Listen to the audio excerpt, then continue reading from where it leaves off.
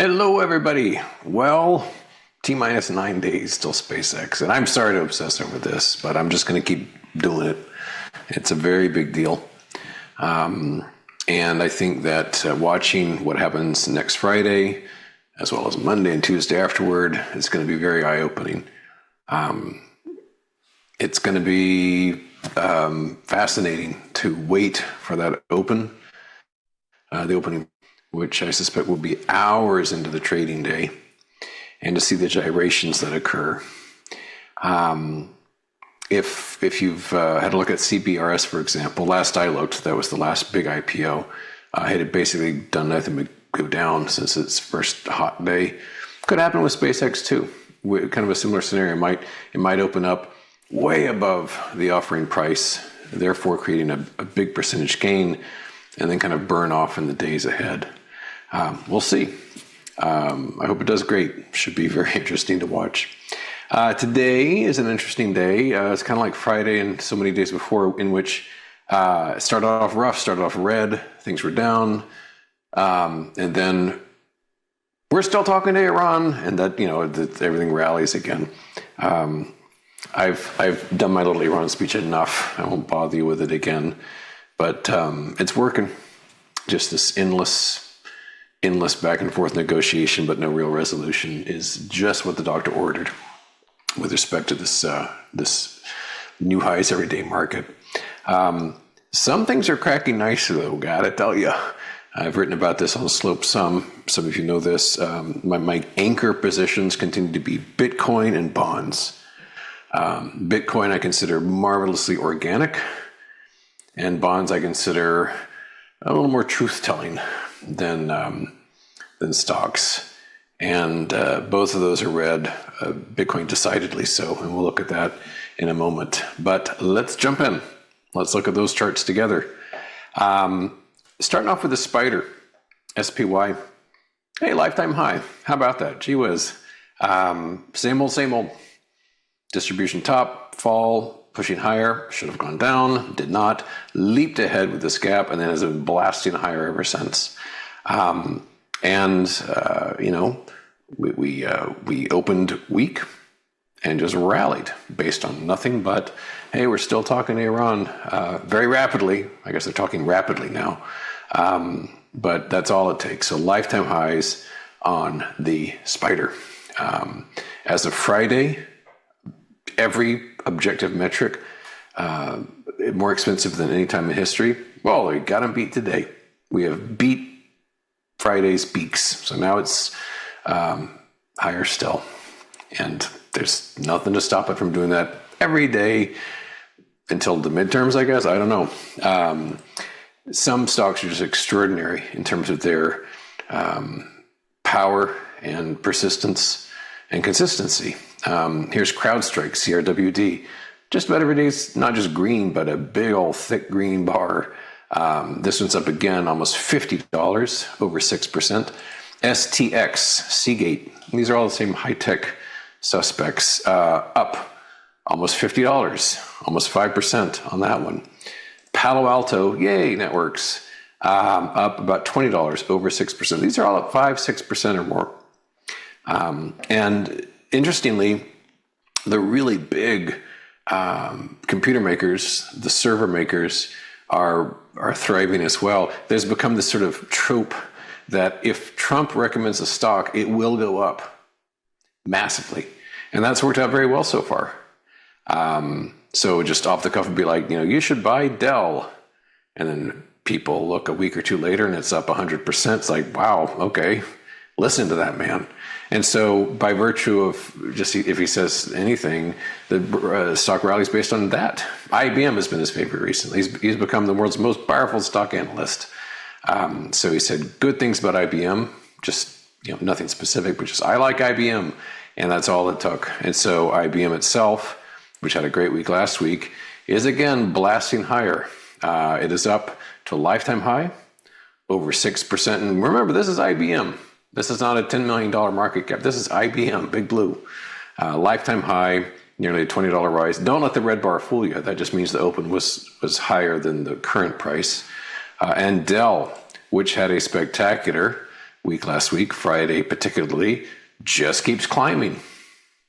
I'd shorted this on Friday. I got stopped right out this morning, and that's what stops are for, because the open was the low for the day. So losses aren't fun, but I will happily take a small loss over a growing one like we have right now. So Dell is up double-digit percentage again to a lifetime high. Over in semiconductor land, SMH is green. How about that? 1.5% approximately. Looks very almost certain for a lifetime high close.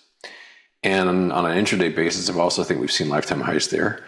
And this is very representative of the stock market in general, in which case we had a distribution top, a brief dip, and then have been blasting higher for months ever since. March 30 was like the banner day to buy anything with a ticker symbol. NVIDIA, which I mentioned last week, it had been the odd man out for a while. It slid and slid and slid. And I made mention of this range we'd been in for almost a year, and said that if we found support at that range, it would probably stabilize and start climbing. And 3 trading days, it's been doing just that. Settled down and stabilized on Thursday. Consolidated those gains, fell, kind of undid Thursday's gains, but still did not pierce into support. And then today, it got its act together. And NVIDIA is up. Everything's up like 6%. It's like a magic number today. So it's up over 6%. I heard they introduced a laptop or something like that. Whatever. It's just climbing again. Not lifetime highs like so many others, but it has undone many days of weakness it had in last week and the week prior. Just about the only semiconductor stock that seems down at all is one which I am cheerfully own puts on, which is Intel. Intel is down almost 6%. There's that number again. It had peaked a few weeks back here, and we have cut below this little distribution zone. I would be thrilled if it worked its way back down to this price gap. Let's just put a little marker right there.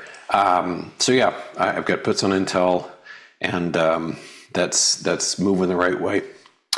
Now, the funny thing is, it wasn't that long ago where the relationship between the war news and the markets was very simple.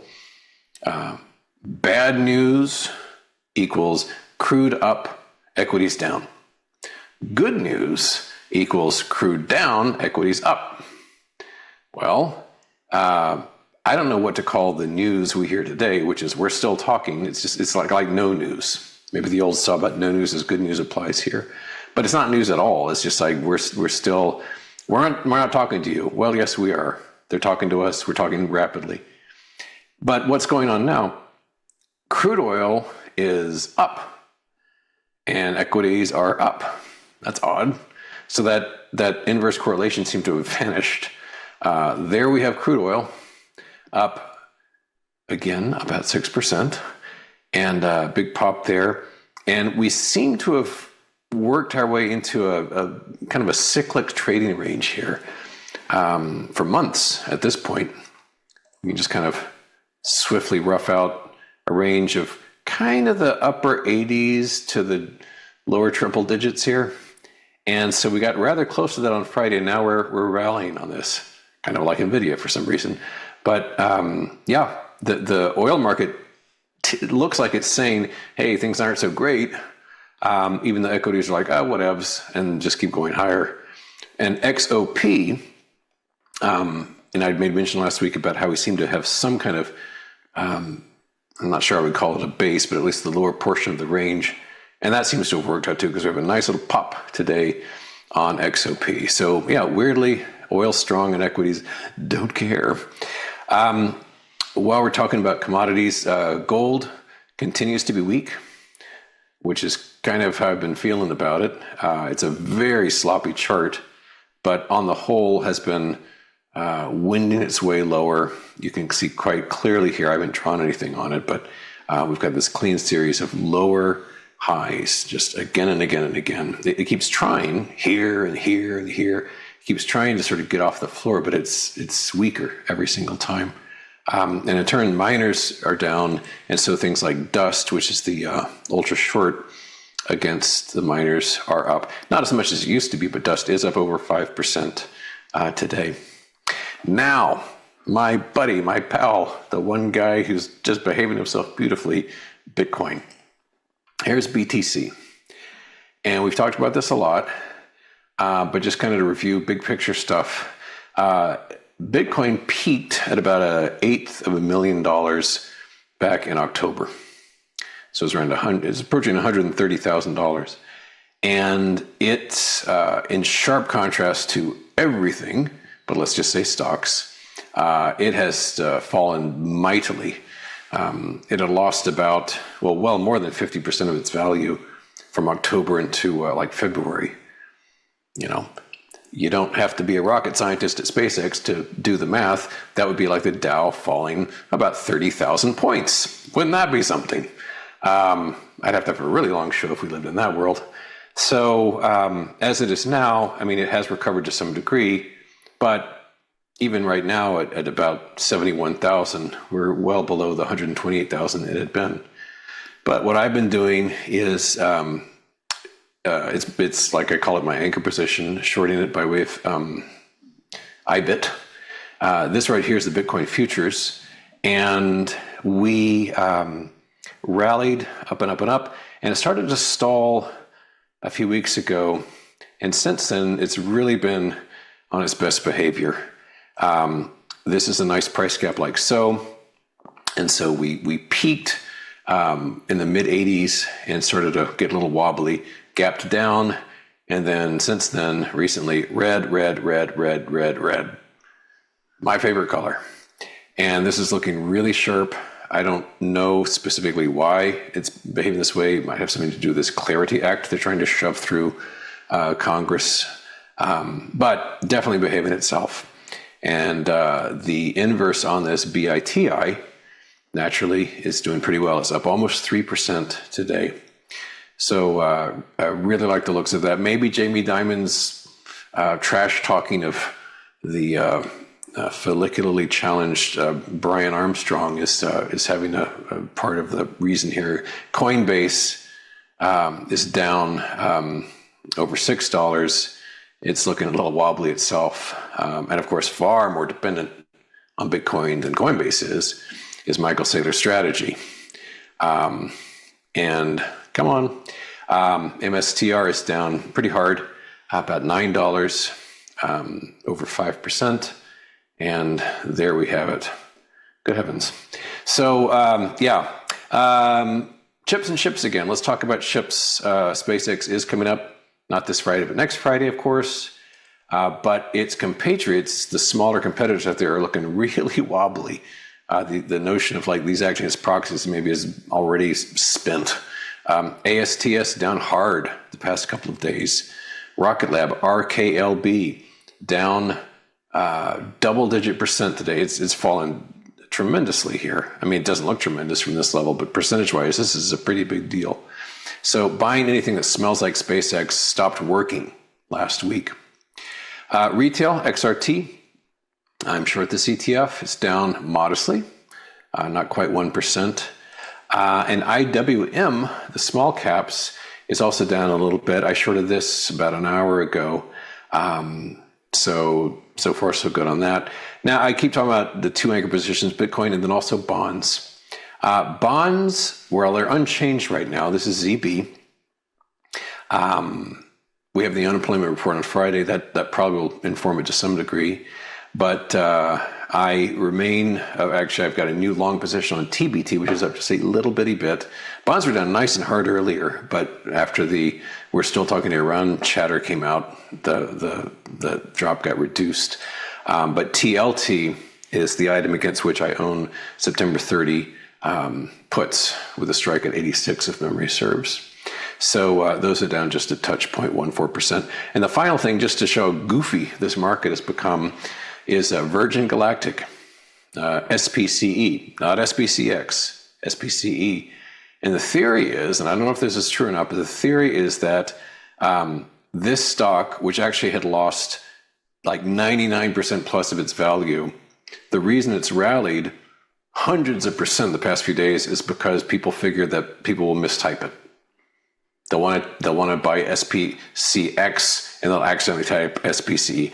That's what I've read in multiple sources. It seems crazy, but in this market, I will believe anything. So Virgin Galactic having a terrific time for the first time in years. So it's going to get wilder and wilder as we get past the big IPO, but that'll be fun to watch. So that's it for me. I'll see you here tomorrow, and thanks for coming by. Good night.